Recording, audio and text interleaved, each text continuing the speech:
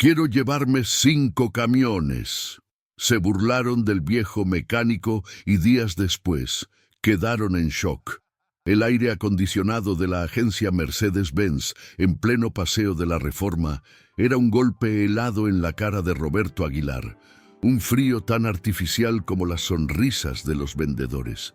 A sus 60 años, su piel estaba curtida por el sol de Iztapalapa y sus manos, aunque limpias, conservaban el mapa de cicatrices y la pigmentación oscura de 4 décadas sumergidas en grasa y aceite.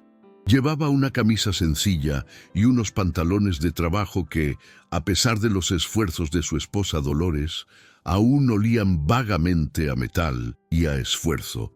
Se sentía como un fantasma en aquel palacio de cristal y acero pulido, un lugar donde hasta el silencio parecía costar una fortuna. Los camiones, imponentes y perfectos bajo las luces blancas, parecían bestias dormidas de un mundo al que él jamás podría pertenecer. Había entrado con el corazón latiéndole fuerte, no por nervios, sino por la emoción de un niño que finalmente toca su sueño.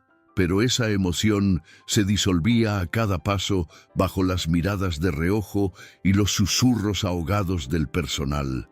Un joven de traje impecable y cabello engominado, llamado Carlos, se le acercó con una lentitud estudiada, como si caminar hacia él fuese una tarea desagradable. No le ofreció la mano, solo una sonrisa que no llegaba a sus ojos. ¿Puedo ayudarlo en algo, señor?, preguntó. Y la palabra señor sonó más a una formalidad vacía que a un gesto de respeto. Roberto, con la humildad que lo caracterizaba, asintió y señaló con la barbilla a un coloso rojo brillante. Solo quería verlos de cerca, joven. Toda la vida he soñado con manejar uno de estos. El vendedor soltó una risita contenida, un sonido agudo y cortante. Claro, mirar es gratis. Si le interesa algo más accesible, la sección de usados está al fondo, cruzando el patio. La condescendencia en su voz fue como una bofetada. Roberto sintió la sangre subirle al rostro, pero mantuvo la calma. No, joven, me interesan los nuevos. De hecho, me interesan 5 de estos. La frase quedó flotando en el aire helado, y por un instante el silencio fue absoluto, hasta que Carlos no pudo más y estalló en una carcajada sonora y cruel que atrajo la atención de todos. La humillación se completó cuando el gerente, Eduardo Martínez, un hombre de mediana edad con un aire de superioridad, se acercó con paso decidido, alertado por el escándalo. ¿Algún problema, Carlos? El vendedor, secándose una lágrima de risa, apenas pudo articular. Ninguno, señor Martínez. Es solo que el caballero quiere comprar 5 camiones nuevos. Al contado, supongo. Las risas se contagiaron entre los otros vendedores y algunos clientes que observaban la escena con morbo. Eduardo miró a Roberto de arriba a abajo, deteniéndose en sus botas gastadas y sus manos de trabajador. Mire, señor, con todo respeto, aquí no estamos para perder el tiempo. Probablemente usted no tiene ni para pagar las llantas de uno solo de estos vehículos. Le voy a pedir que se retire. Por favor, está incomodando a nuestros clientes. Roberto no dijo nada.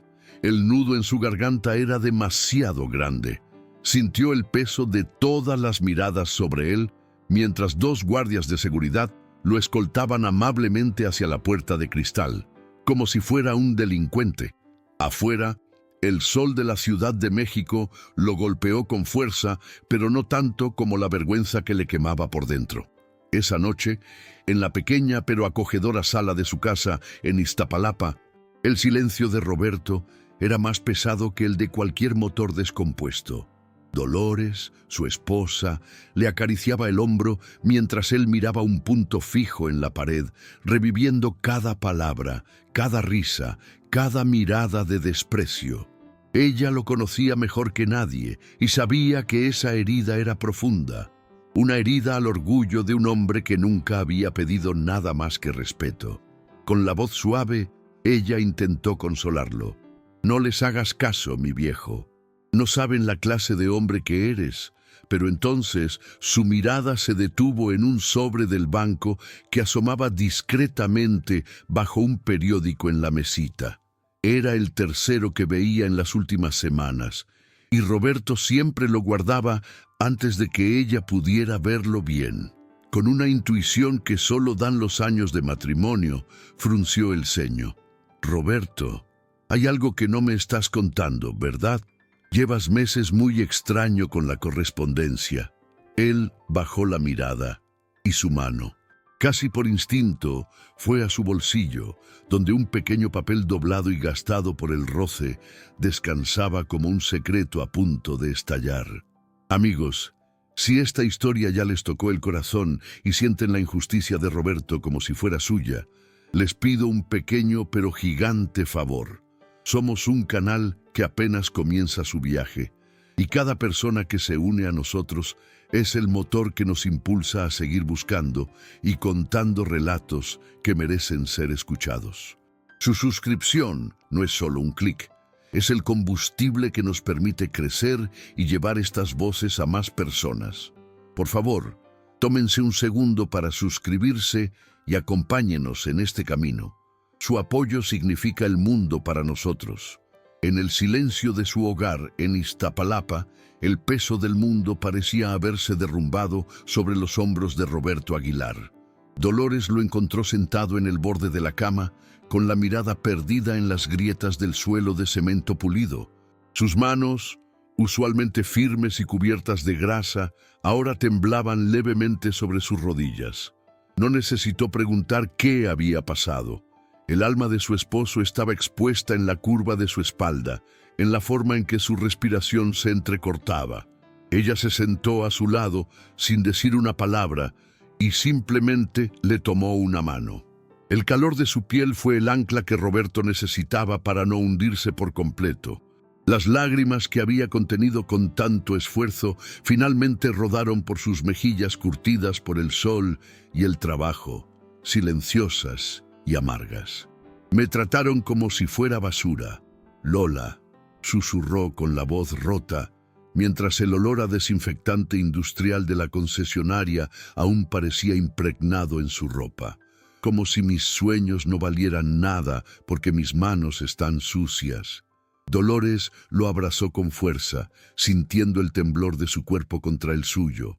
Lo dejó desahogarse, escuchando cada detalle de la humillación, del desprecio en los ojos del joven vendedor Carlos, de la risa cruel del gerente Eduardo. Cuando terminó de hablar, ella le secó las lágrimas con el pulgar y lo miró fijamente, con una mezcla de amor y una determinación que Roberto conocía bien. Era la misma mirada que tenía cuando luchaban por llegar a fin de mes. La misma que lo impulsaba a seguir adelante cuando un motor se negaba a arrancar.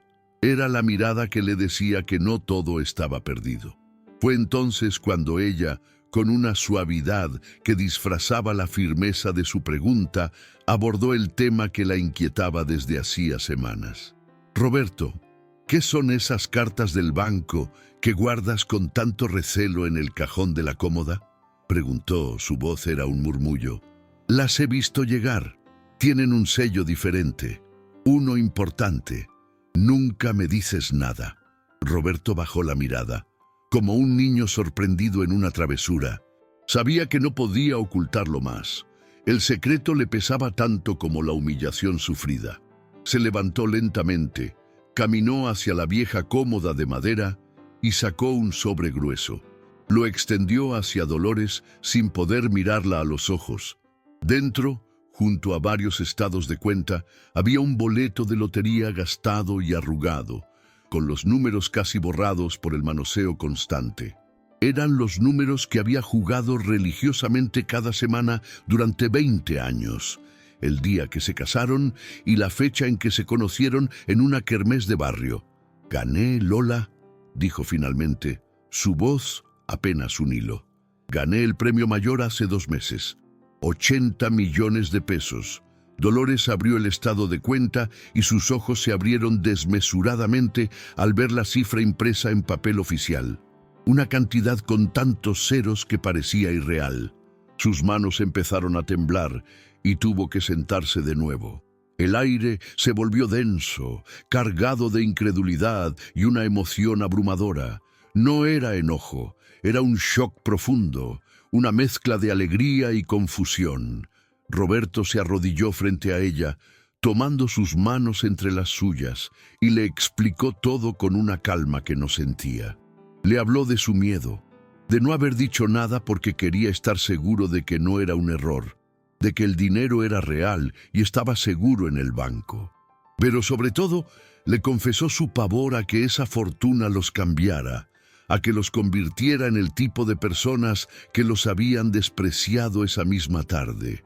Las lágrimas de Dolores ahora eran distintas. Eran de comprensión, de alivio y de un amor inmenso por el hombre humilde y bueno con el que había compartido su vida. «No nos va a cambiar, mi viejo», le aseguró acariciando su rostro, «porque lo que somos no está en el banco, está aquí».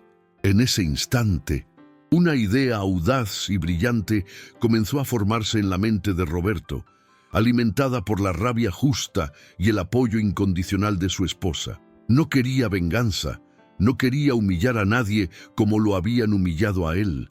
Quería algo más profundo, algo que dejara una marca indeleble. Quería enseñarles una lección sobre el valor de la dignidad, una lección que el dinero no podía comprar, pero que irónicamente ahora le permitía impartir.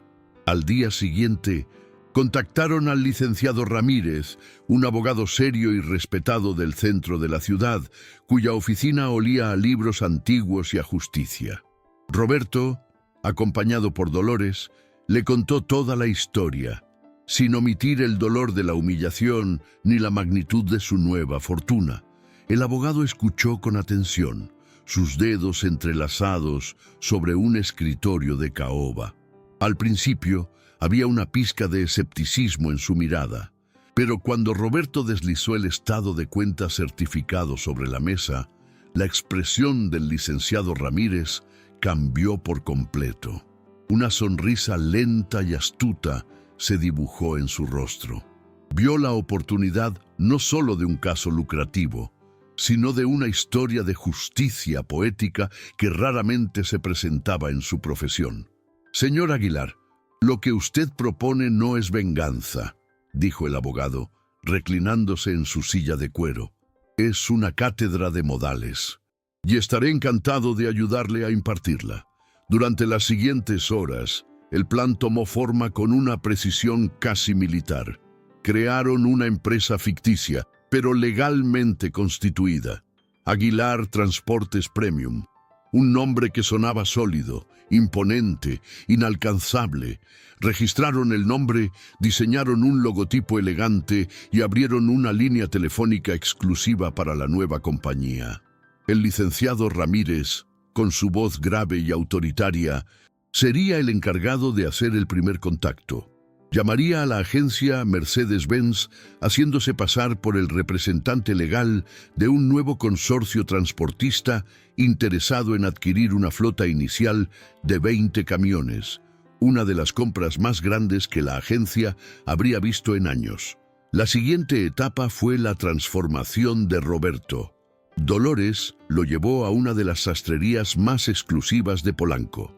Al principio, Roberto se sentía un impostor, un mecánico de Iztapalapa perdido entre telas italianas y espejos dorados.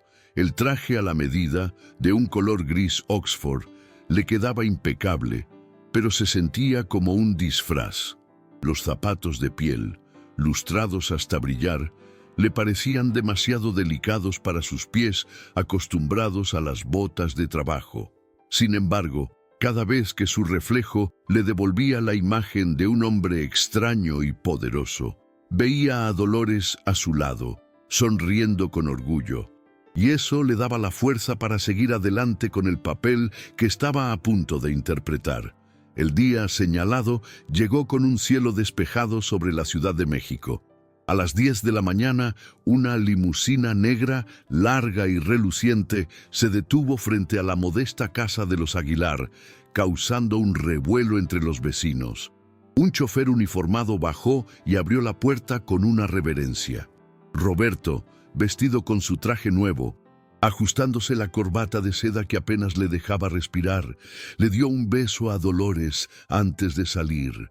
«Recuerda quién eres, Roberto», le susurró ella al oído. «No eres el traje ni el coche, eres el hombre que trabajó 40 años con honradez». Esas palabras resonaron en su mente mientras se acomodaba en el lujoso asiento de cuero. El vehículo se deslizó silenciosamente por las calles de su barrio, dejando atrás los talleres mecánicos, los puestos de tacos y el bullicio familiar, para adentrarse en el tráfico ordenado de Paseo de la Reforma. Mientras la limusina avanzaba, Roberto vio su reflejo en la ventanilla polarizada. No era el viejo mecánico de manos engrasadas. Era el señor Aguilar, un empresario a punto de cerrar el negocio de su vida. La limusina redujo la velocidad y se detuvo suavemente frente a la fachada de cristal de la concesionaria Mercedes-Benz. El mismo lugar donde, hacía apenas unos días, su dignidad había sido pisoteada. El chofer bajó con elegancia y caminó para abrirle la puerta. A través del cristal, Roberto pudo ver a Eduardo Martínez, el gerente, y a Carlos, el joven vendedor, esperando en la entrada con sonrisas nerviosas y ensayadas, listos para recibir al millonario que les cambiaría el mes. El aire en la sala VIP de la agencia Mercedes-Benz se sentía denso, cargado con el aroma del café recién hecho y una tensión palpable que solo Roberto parecía ignorar. Eduardo Martínez y el joven Carlos se desvivían en atenciones. Sus sonrisas eran tan pulcras como sus trajes, pero sus ojos delataban una codicia ansiosa. Roberto, sentado con una calma imperturbable en el lujoso sillón de piel, observó el desfile de adulaciones antes de hablar. Su voz, serena y con el peso de toda una vida, cortó el ambiente. Antes de tomar una decisión, me gustaría que todo su equipo de ventas estuviera presente. Quisiera agradecerles personalmente por su tiempo. Eduardo, imaginando un cierre de venta histórico, asintió con un entusiasmo desbordado y en menos de un minuto, todos los vendedores que se habían burlado de él días atrás estaban de pie frente a él, con libretas en mano, listos para presenciar la firma que les cambiaría el mes. Roberto los miró uno por uno, dejando que el silencio se asentara. Luego, con una tranquilidad que desarmaba, comenzó a hablar, no de negocios, sino de una historia. Me gustaría contarles algo que me pasó hace poco. Habla de un hombre, un mecánico viejo de Iztapalapa, un hombre sencillo que pasó 40 años de su vida entre grasa y motores. Su único sueño, desde niño, era tener un camión como estos. Los vendedores escuchaban con una cortesía forzada, intercambiando miradas confusas, sin entender a dónde quería llegar ese excéntrico millonario. Carlos, el joven que lo había humillado, se mantenía al frente, con una sonrisa plástica pegada en el rostro, sin reconocer aún la tormenta que se avecinaba sobre su cabeza. Roberto continuó, su voz manteniendo el mismo tono parejo y calmado, como si narrara un cuento lejano. Este hombre, prosiguió Roberto, clavando su mirada en Carlos, ahorró durante toda su vida, cada peso, cada sacrificio, para poder acercarse a su sueño. Un día juntó todo el valor que tenía y entró a una agencia como esta, solo para ver de cerca esas máquinas que tanto admiraba. No buscaba limosnas ni favores. Solo quería sentir por un momento que su sueño era posible. El ambiente en la sala comenzó a cambiar. Eduardo Martínez frunció ligeramente el ceño, una vaga memoria comenzando a agitarse en el fondo de su mente. Roberto no vaciló, pero en esa agencia lo trataron como si fuera basura. Se rieron de su ropa, de sus manos callosas, de su apariencia. Le dijeron que no tenía ni para pagar las llantas de uno de esos camiones, Lo humillaron y lo echaron a la calle como a un perro. El silencio que siguió fue absoluto, tan pesado que se podía sentir en el pecho. Las sonrisas se habían borrado de todos los rostros. Carlos se puso pálido, sus ojos abiertos de par en par, mientras el recuerdo de aquel viejo insolente lo golpeaba con la fuerza de un martillazo. Eduardo Martínez tragó saliva, su rostro perdiendo todo el color. Fue entonces cuando Roberto, con un movimiento lento y deliberado, se quitó el saco de diseñador, lo dejó caer sobre el sillón y se aflojó el nudo de la corbata de seda. El gesto fue tan simple y a la vez tan poderoso, como si se estuviera despojando de un disfraz para revelar su verdadera piel. Miró directamente a los ojos del gerente y concluyó su historia. Ese hombre humilde, ese viejo mecánico al que humillaron hace 2 días, era yo. La confesión cayó como una bomba en la sala. Nadie se movió, nadie respiró. Roberto metió la mano en el bolsillo interior de su camisa y sacó un papel doblado. No era un contrato, era un estado de cuenta bancario. Lo desdobló con cuidado y lo deslizó sobre la mesa de caoba pulida. El número impreso en la parte superior era tan grande que parecía irreal. 80 millones de pesos. Vine aquí dispuesto a comprar 20 camiones, no 5, 20. Quería empezar mi propia empresa y darle trabajo a la gente de mi barrio. Era la venta más grande que habrían hecho en todo el año, quizás en toda su historia. El documento sobre la mesa era un testimonio silencioso y brutal de la oportunidad que habían perdido, no por falta de dinero, sino por falta de humanidad. De pronto, el hechizo se rompió y el caos se desató. Eduardo Martínez fue el primero en reaccionar, balbuceando disculpas incoherentes, sus manos temblando. «Señor Aguilar, por favor, no sabíamos.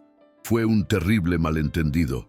Carlos, con el rostro descompuesto por el pánico y la vergüenza, se adelantó, casi de rodillas. «Perdóneme, señor, por favor, perdóneme. Fui un idiota, un arrogante. No volverá a pasar, se lo juro».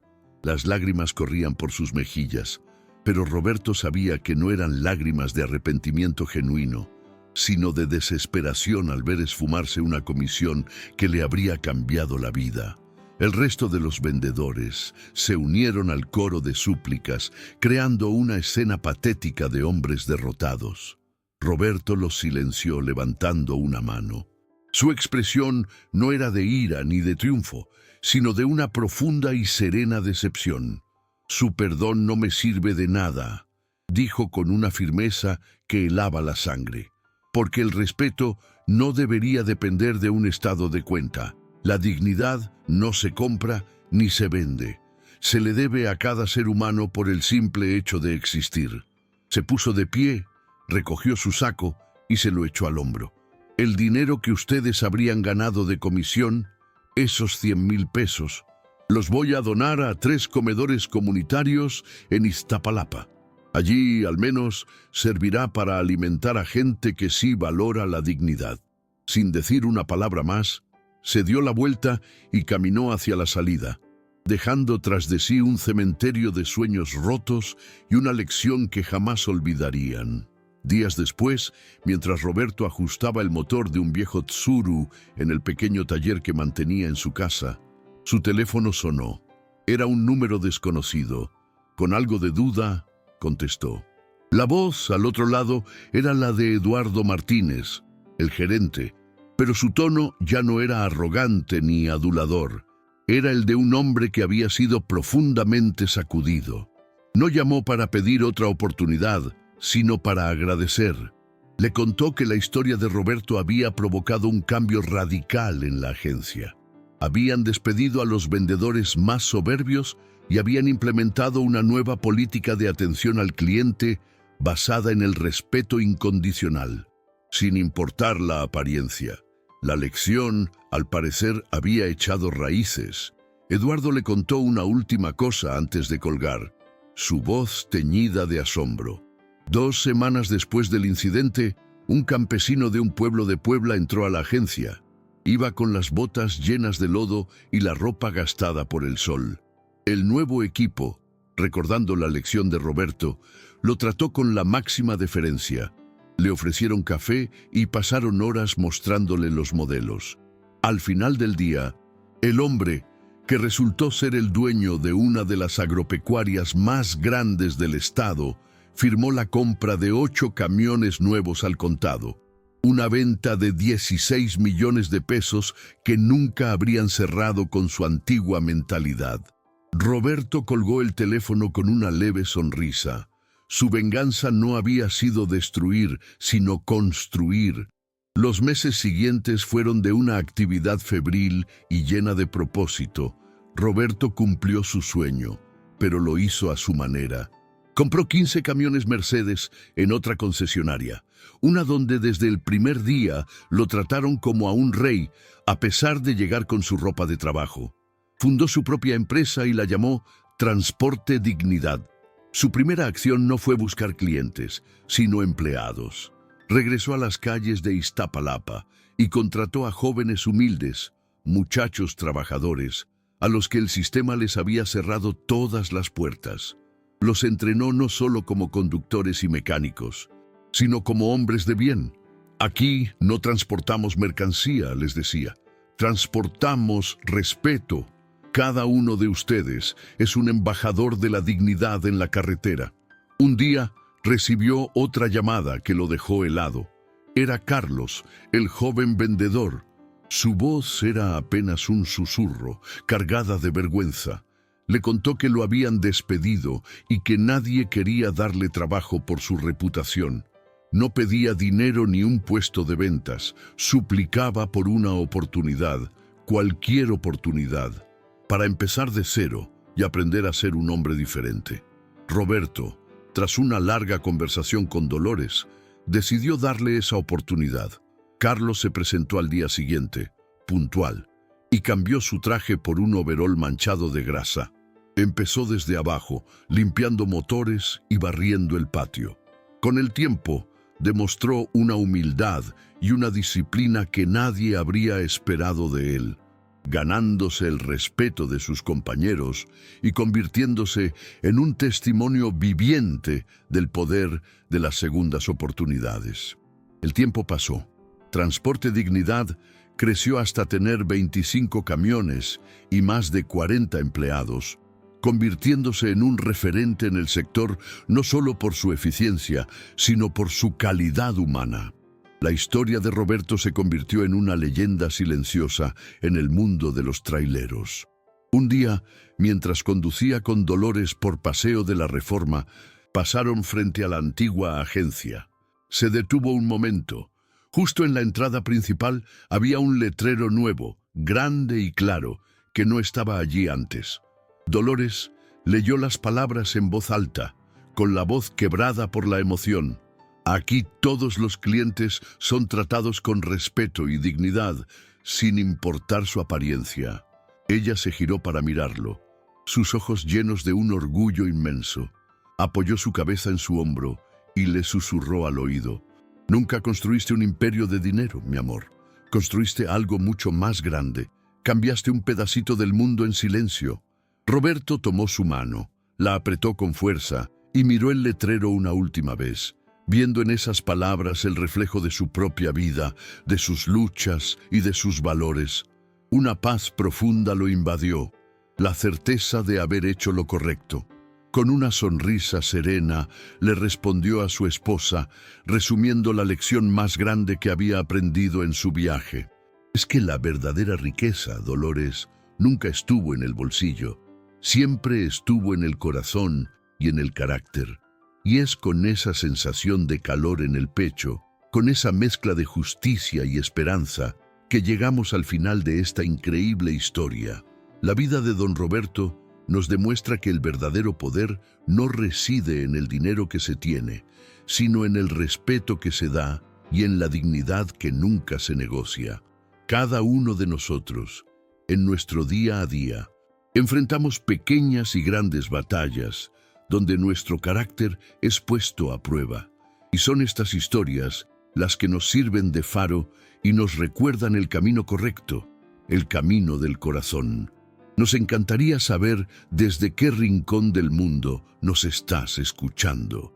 Déjanos un comentario contándonos tu ciudad o tu país, porque leerlos nos hace sentir que esta comunidad que estamos construyendo juntos es una familia real, unida por los mismos valores.